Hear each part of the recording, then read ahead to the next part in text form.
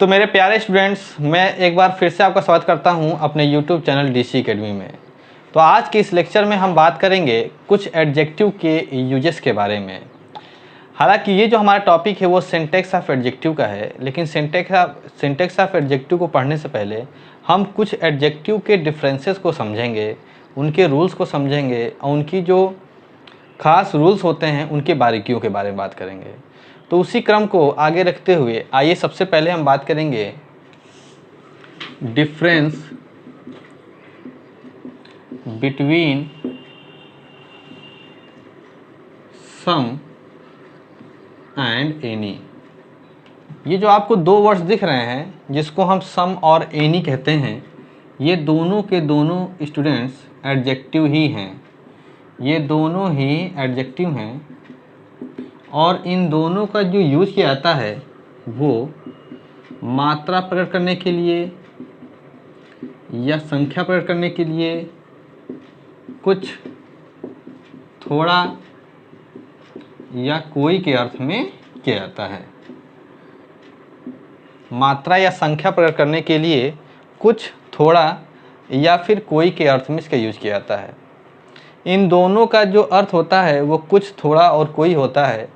तो इनके जो यूजेस हैं वो कैसे डिफरेंस होते हैं, उन डिफरेंसेस के बारे में हम अपने इस लेक्चर में बात करेंगे आज। तो अगर आपको ये डिफरेंस समझना है और इनके यूजेस को समझना है तो वीडियो को जो है एंड तक जरूर देखिएगा, ये मेरी आपसे रिक्वेस्ट है। तब जाकर के ये कॉन्सेप्ट ज़्यादा आपको समझ में आएगा। तो सबसे पहले हम बात कर लें कि सम और एनी का यूज़ हम किस तरीके से अलग अलग पढ़ेंगे।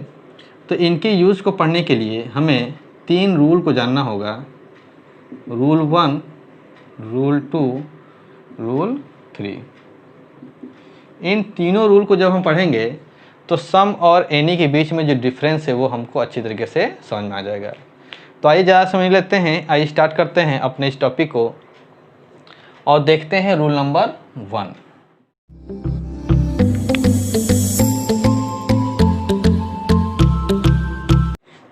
तो आइए स्टूडेंट्स, अब हम देखते हैं सम और एनी के यूज़ में रूल नंबर 1 को, जहाँ पर मैंने बहुत मेहनत करके इतना बात लिखा है कि आप लोग इसको देख करके नोट्स भी जो है अपना बना सकें। तो सबसे पहले मैंने यहाँ पर लिखा है सम का जो यूज होता है वो कहीं ना कहीं पॉजिटिव सेंस में होता है, और जबकि एनी का जो यूज होता है कहीं ना कहीं नेगेटिव सेंस में यूज होता है। देखते हैं रूल नंबर 1 को। तो लिखा है सम का प्रयोग अफर्मेटिव सेंटेंस में सिंगुलर अनकाउंटेबल नाउन के पहले मात्रा को बोध कराने के लिए किया जाता है, और उसका अर्थ क्या होता है, कुछ या थोड़ा। जबकि प्लूरल काउंटेबल नाउन, यानी कि ऐसे नाउन जो कि काउंटेबल हों और प्लूरल हों, उनके पहले संख्या को प्रकट करने के लिए हम कुछ, थोड़ा और कोई के अर्थ में यूज़ करते हैं। तो देखिए ऐसा है कि यहाँ पर मिल्क क्या है, सिंगुलर अनकाउंटेबल नाउन है। यहाँ पर मनी भी क्या है, सिंगुलर अनकाउंटेबल नाउन है। जबकि बुक्स क्या है, प्लूरल काउंटेबल नाउन है। और यहाँ पर पेन्स भी क्या है, प्लूरल है, काउंटेबल भी है, गिनने वाला है, और नाउन तो है ही है। तो देखिए इन चारों से पहले हम सम का यूज़ कर सकते हैं, जिसका अर्थ क्या होता है, कोई, कुछ या थोड़ा। अब इसका मतलब क्या हुआ कि आई हैव सम मिल्क, मेरे पास कुछ दूध है, या मेरे पास थोड़ा दूध है, या आई हैव सम मनी, मेरे पास कुछ पैसे हैं, धन है। आई हैव सम बुक्स, मेरे पास कुछ किताबें हैं। आई हैव सम पेन्स, मेरे पास कुछ कलमें हैं। तो ये था सम का यूज। अब देखते हैं एनी का यूज। लिखा है एनी का प्रयोग नेगेटिव सेंस में होता है। किसके पहले, सिंगुलर हो, अनकाउंटेबल हो, नाउन हो, यानी कि ऐसा नाउन जो कि अनकाउंटेबल हो और सिंगुलर हो, उससे पहले मात्रा यानी क्वांटिटी को बोध कराने के लिए, और सिंगुलर या प्लूरल काउंटेबल नाउन के पहले संख्या का बोध, नंबर का बोध कराना हो, तो उसके पहले हम एनी का यूज़ करते हैं, और ये नेगेटिव सेंस में होता है। देखिए I did not drink any milk. देखिए यहाँ पर जो मिल्क है वो आपका क्या है, सिंगुलर अनकाउंटेबल नाउन है। ये सिंगुलर अनकाउंटेबल नाउन है जिसके पहले हम एनी का यूज़ किए हैं। अब वो एनी का यूज इसलिए हुआ क्योंकि ये क्या है, नेगेटिव सेंटेंस है। अगर इसके जब लिख दें I did not drink some milk, तो ये सेंटेंस गलत हो जाएगा, क्योंकि सम का यूज़ पॉजिटिव में होता है, अफर्मेटिव में होता है, और एनी का यूज जो होता है वो नेगेटिव सेंस में होता है। तो ये देखिए कि नेगेटिव सेंटेंस है, तो नेगेटिव सेंटेंस में कुछ के लिए हम एनी का यूज कर लेते हैं। फिर देखिए I did not take any book, तो देखिए यहाँ पर बुक क्या है, सिंगुलर है, काउंटेबल है, नाउन है। यहाँ पर बुक क्या है, सिंगुलर है, काउंटेबल है और नाउन है।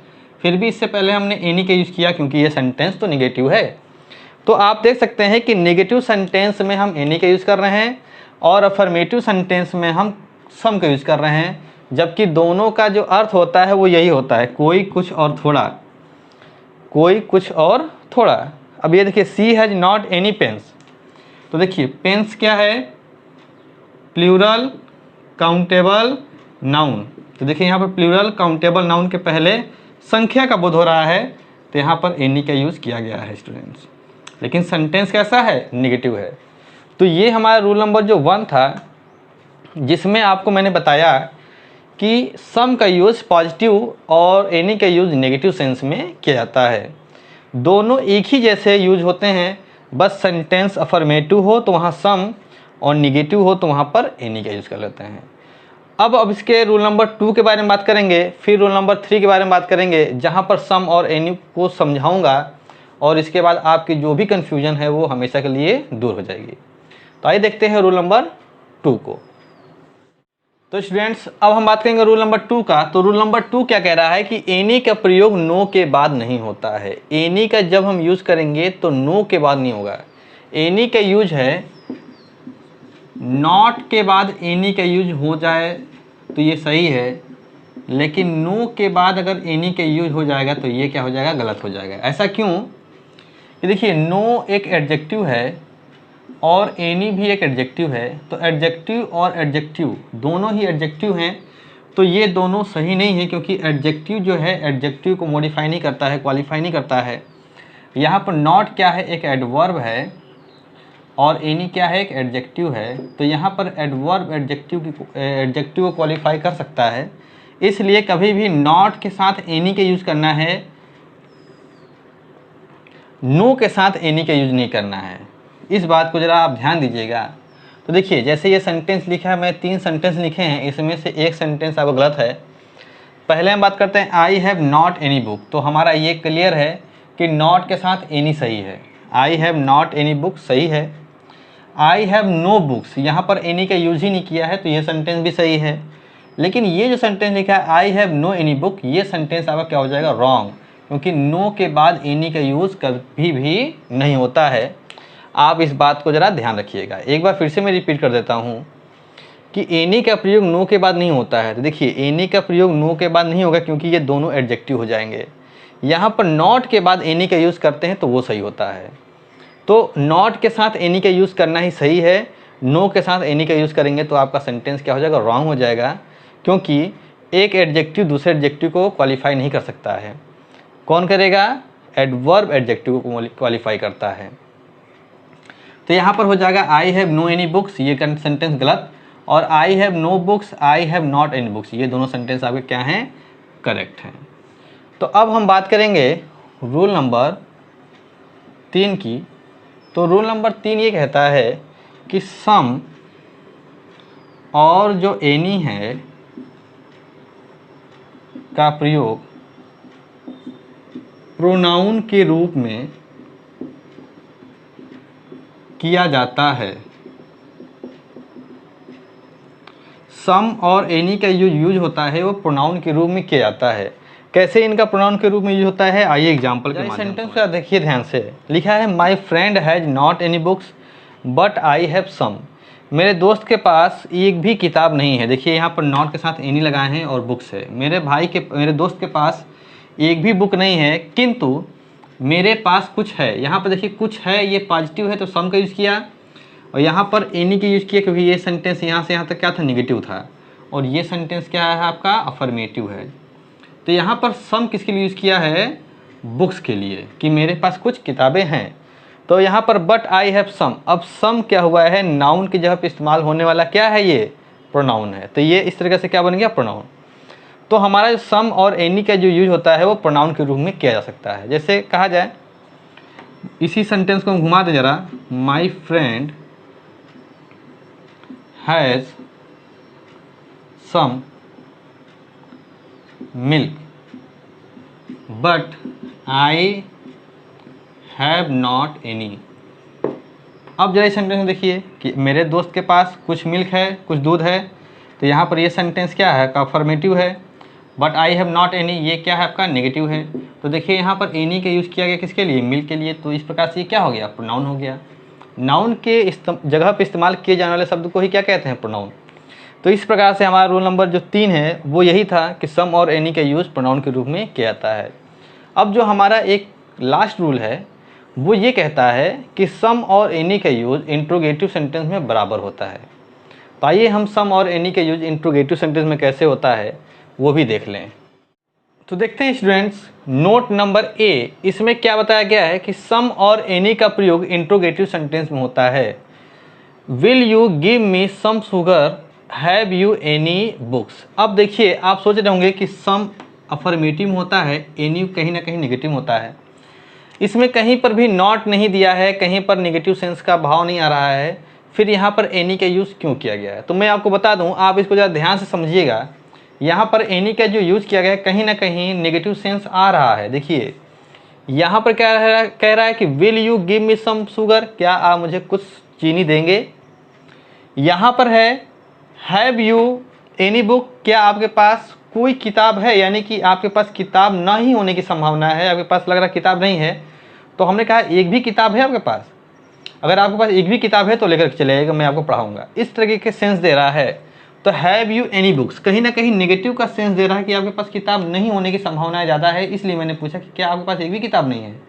तो हैव यू एनी बुक्स, क्या आपके पास एक भी किताबें हैं, नहीं हैं, इसका मतलब कि ये आपका जो है नेगेटिव सेंस दे रहा है।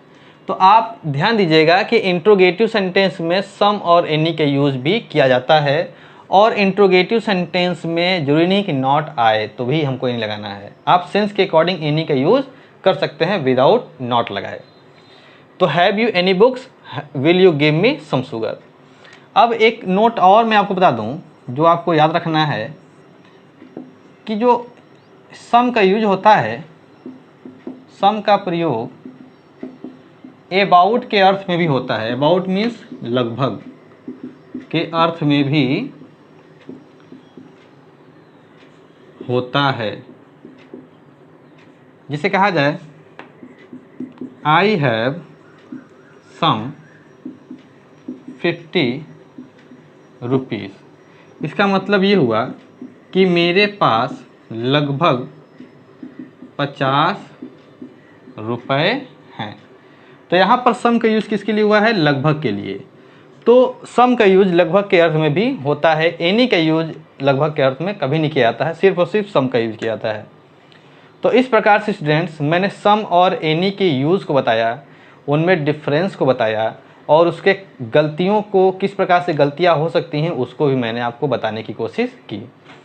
तो स्टूडेंट्स अगर आपको ये सेशन और ये मेरा जो लेक्चर आज का समझ में आया है तो लाइक कर दें, अगर नए हैं तो सब्सक्राइब जरूर कर लें और अपने दोस्तों को शेयर भी करें, जिससे ये मेरी वीडियो ज़्यादा से ज़्यादा लोगों तक पहुंच सके। तो स्टूडेंट्स फाइनली देखने के लिए बहुत बहुत आपका धन्यवाद। Thanks for watching.